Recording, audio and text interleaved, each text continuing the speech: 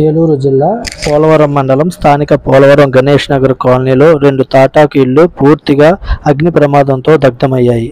అగ్ని ప్రమాద బాధితులను పరామర్శించిన పోలవరం ఎంపీపీ సుంకర వెంకటరెడ్డి 2 కుటుంబాలను సభ్యులను షాపుకు తీసుకువెళ్లి ఆయనే స్వయంగా వాళ్ళకు కావలసినటువంటి బట్టలు, దుప్పట్లు, కిరాణా సరుకులు, వంట సామాగ్రి, ఆర్థిక సహాయం అందజేశారు.